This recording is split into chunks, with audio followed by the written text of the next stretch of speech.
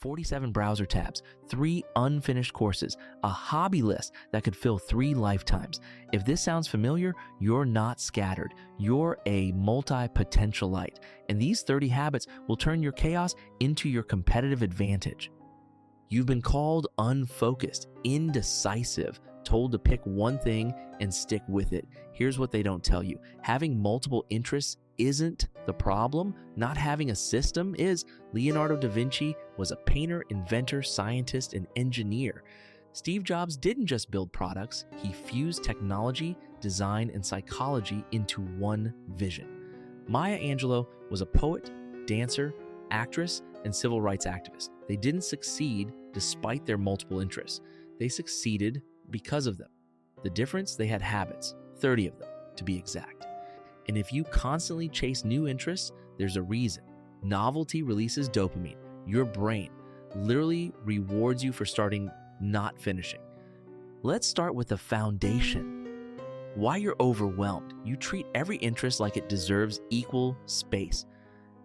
Habit 1, the one in, one out rule. You can't start a new project without closing an old one, not pausing, closing. Your brain has a bandwidth limit and you hit it 3 projects ago.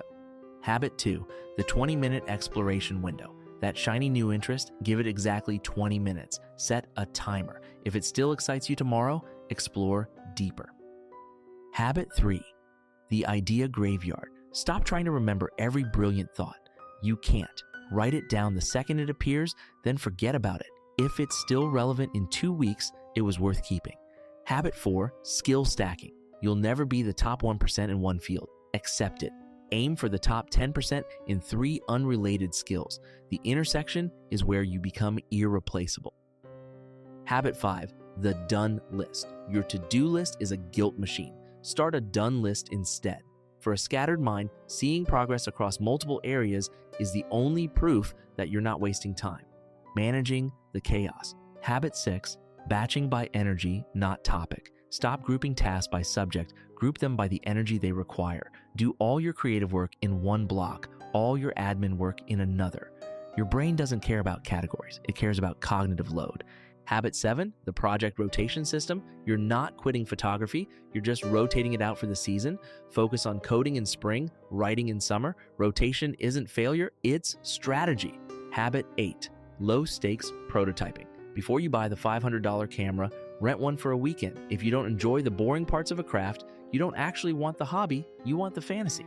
Habit 9, the no context morning. The first hour of your day is sacred. No emails, no news, no social media. Protect your own signal before the world's noise drowns it out. Habit 10, public accountability. Share what you're learning. A tweet, a photo, a paragraph. Turning a private interest into a public contribution creates a feedback loop that keeps you honest. And by the way, if habit 8 offended you a little, good, because that's the one that saves people the most money, time, and identity crises. Your brain loves the fantasy stage because it's pure dopamine, zero effort, maximum excitement. The moment reality hits, dopamine drops, and most people mistake that drop for losing passion. The cognitive engine. Why you're stuck, you consume everything and retain nothing. Habit 11, interleave learning. Stop obsessing over one topic for 5 hours. You're just hitting diminishing returns. Switch between 3 related subjects in one session. Force your brain to reload the data.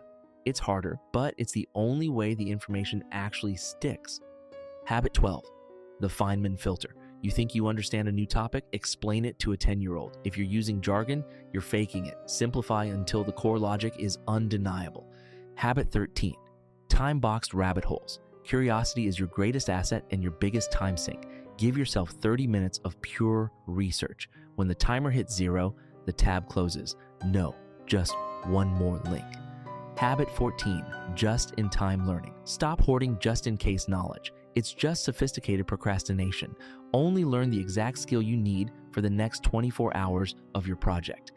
Habit 15, cross-pollination. Stop keeping your interests in silos. A concept in architecture can solve a problem in your coding project. Build a system where your notes actually talk to each other. At this point, you might be thinking, okay, but what if I genuinely love learning everything? Perfect. But if you don't start connecting it, You're not building a skill stack, you're building a trivia collection. Execution mechanics. Why you fail: you have the vision but zero friction control. Habit 16, the 5-minute friction rule. You're not lazy, you're intimidated by the start. Commit to 5 minutes. That's it. Once the momentum starts, the resistance vanishes. Habit 17, context, anchoring. Stop trying to do everything at the same desk. Your brain is confused. Code at the desk, read on the chair, create on the floor. Associate the space with the state of mind. Habit 18, minimum viable progress. On your worst days, do the absolute minimum. 1 sentence, 1 line of code, 1 chord. The goal isn't excellence today, it's not breaking the chain. Habit 19, the mental cache dump. Your brain is a terrible storage device. Every night, write down every open loop and unfinished thought. Clear the RAM so you can actually sleep. Habit 20, the Pareto filter. Stop trying to learn the whole map. Find the 20% of sub-skills that drive 80% of the results. Master the core, ignore the fluff, and move on. Listen carefully. Motivation is unreliable. Friction control is everything. Neuroscience calls it the activation energy problem. Your brain resists effort until momentum kicks in.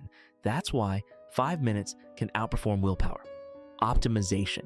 Habit 21, real skill begins where novelty ends. Push through the first plateau. If you quit an interest the moment it gets boring, you're not multi-passionate. You're just addicted to the dopamine of the new. Habit 22, turn consumption into creation. Ban yourself from new content for 1 week every month. No courses, no books, no videos. Execute on what you already know. Habit 23, kill perfectionism with constraints. Impose artificial limits on your projects. Write a song with 3 chords. Code in 100 lines. Constraints force you to finish instead of endlessly tweaking. Habit 24. Expose your knowledge gaps by teaching. Create a tutorial or explain your latest interest to a friend. You don't truly understand a concept until you can simplify it for someone else. Habit 25. Protect your battery with an energy audit. Track which interests recharge you and which ones drain you. If a hobby feels like a chore, it's not a passion. It's a burden you need to drop. The moment the dopamine fades, they assume the dream is dead. But mastery only starts after the honeymoon phase ends. The long game. Habit 26. The pressure disappears when you think in decades. Stop thinking in months. You have 10 years to master 5 different fields. That's 2 years per interest. Plenty of time to become elite. Habit 27. Become irreplaceable through synergy. Build a portfolio of skills that feed each other. Your writing makes you a better teacher. Your coding makes you a better designer. They aren't separate, they're a system. Habit 28. Achieve real breakthroughs with the seasonal deep dive. Pick one interest and go all in for 90 days once a year. Ignore the rest. This is how you make massive progress. Habit 29. Change your outcome by changing your label. Stop calling yourself unfocused. You are a polymath, a generalist, a synthesizer. Language shapes your reality. Start using the right words. Habit 30. Give yourself the permission to pivot. Evolution isn't failure. The interest that defined you 5 years ago doesn't have to define you today. Growth requires the courage to move on. For a long time, you've been told that a tree with too many branches never grows tall. They told you to prune your interests, to cut away the parts of yourself that didn't fit a single straight line. But they were wrong about the geometry of success. You are not a tree, you're an architect. Every unfinished course, every late night deep dive, and every random hobby is a brick. Most people leave those bricks scattered on the ground and call it a mess. But with these 30 habits, you've just been handed the mortar. You now have the tools to stop being a victim of your own curiosity and start being its commander. You have the systems to rotate your focus without losing your progress, and the mechanics to learn in weeks what takes others years. The world is full of people who know everything about one tiny thing.